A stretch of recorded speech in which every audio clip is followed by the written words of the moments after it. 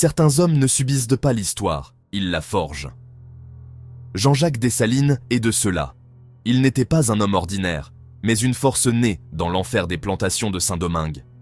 Face au système colonial esclavagiste, il n'a pas seulement résisté, il s'est dressé comme une tempête. Son nom incarne la rupture totale, le refus absolu de la soumission. Dessalines n'est pas un philosophe ni un politicien. Il est l'action incarnée, un volcan de colère et de soif de liberté. Pour comprendre cet homme, il faut imaginer la violence de son monde, la négation de son existence. De cette obscurité a jailli sa lumière, guidant un peuple vers l'indépendance. Son histoire est celle d'une transformation radicale, de l'esclave Jean-Jacques au libérateur Dessalines. Il a compris que la liberté ne se négocie pas, elle s'arrache au prix du sang.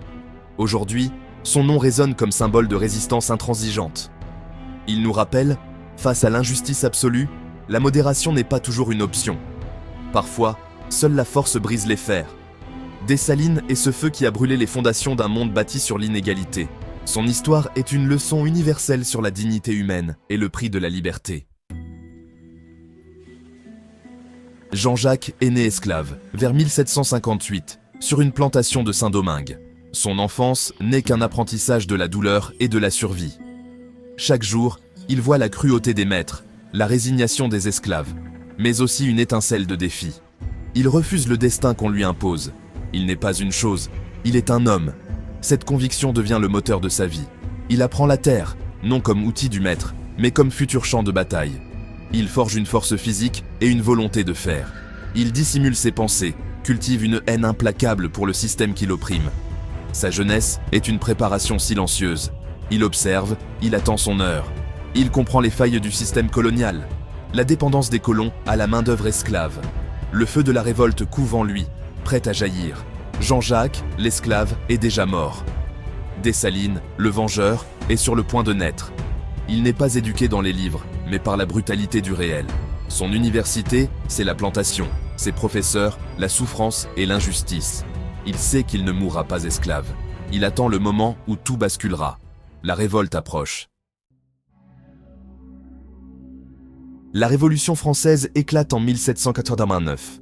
Mais pour les esclaves de Saint-Domingue, la liberté reste un mirage. L'ordre colonial vacille. Les colons se déchirent. En août 1791, la cérémonie de Bois-Caïman lance l'insurrection générale. Pour Dessalines, c'est le moment attendu. Il n'agit pas tout de suite. Il observe, analyse, sait que la colère seule ne suffit pas. Il trouve en Toussaint Louverture le chef capable de transformer la révolte en révolution. Dessalines devient son lieutenant le plus redoutable. Sous Louverture, il apprend l'art de la guerre, devient officier, commande des hommes. Là où Louverture négocie, Dessalines frappe. Il est le bras armé de la Révolution, exécutant les ordres les plus difficiles. Sa réputation grandit, ses hommes le craignent et le respectent. Il applique la politique de la terre brûlée, brûler les plantations, priver l'ennemi de ressources. Pour lui, la guerre n'est pas conventionnelle, c'est une guerre d'extermination contre le système esclavagiste. Il mène ses troupes avec une discipline de fer. Son ascension est fulgurante, il se prépare à devenir le chef suprême. Il n'est plus seulement un rebelle, mais le destin en marche. La révolution prend une nouvelle dimension. Dessalines incarne la volonté de vaincre, coûte que coûte. La lutte pour la liberté s'intensifie. La révolution haïtienne est un tourbillon d'alliances et de trahisons. Au milieu du chaos, Dessalines devient un maître de la guerre de guérilla. Il utilise montagnes et forêts comme armes, harcèle les armées européennes, piège ses ennemis. Il n'est pas qu'un soldat, il est un leader charismatique. Ses discours sont brefs, liberté ou mort, coupe-tête, boule-key, couper les têtes, brûler les maisons. Sa doctrine est sans compromis. Cette détermination galvanise ses troupes, anciens esclaves prêtes à tout. En 1802, Napoléon envoie une immense flotte pour rétablir l'esclavage. Toussaint Louverture est capturé. La cause semble perdue. Dessalines prend la tête de la résistance, unifie les chefs sous une seule bannière. Il opte pour une guerre d'usure, laissant la fièvre jaune décimer les Français.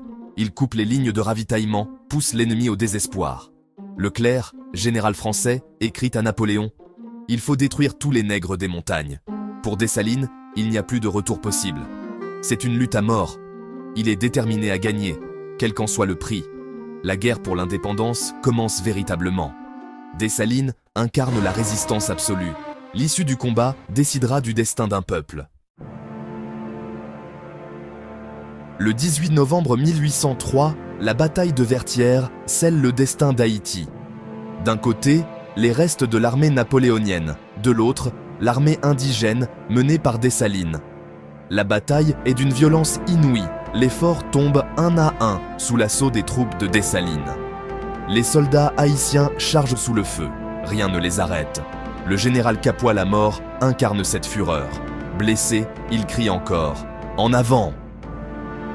Rochambeau, impressionné, fait cesser le feu pour le saluer.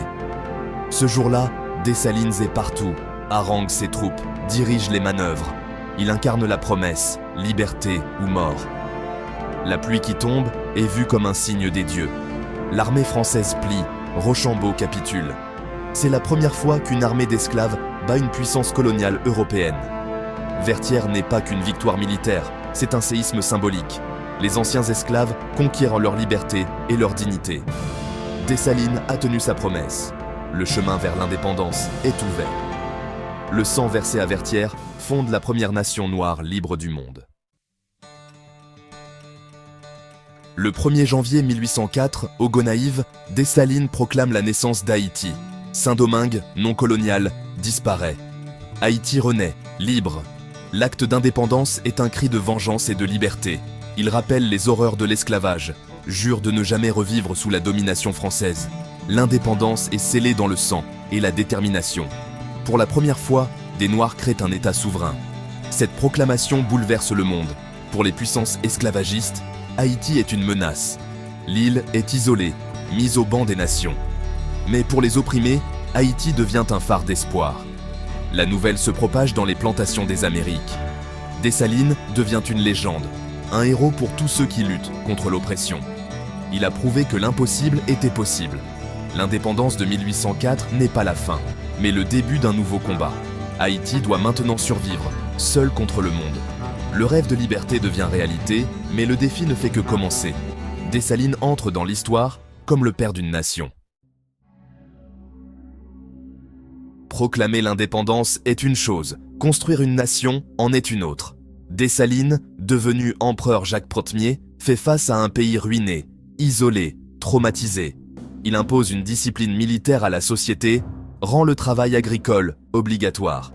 Pour lui, l'autosuffisance et une armée forte sont la clé de la survie. Sa politique, souvent qualifiée de caporalisme agraire, est mal acceptée par une population qui aspire à la liberté. Il remet en cause les propriétés des anciens colons et de l'élite mulâtre, voulant que les richesses profitent à tous. Cette mesure lui aliène une partie de l'élite. Des tensions apparaissent entre anciens libres et nouveaux libres. Malgré tout, il pose les fondations de l'État haïtien. Il construit des forts, crée le drapeau haïtien, symbole d'union. Mais ces méthodes brutales créent des ennemis puissants. Le héros de l'indépendance devient, pour certains, un tyran.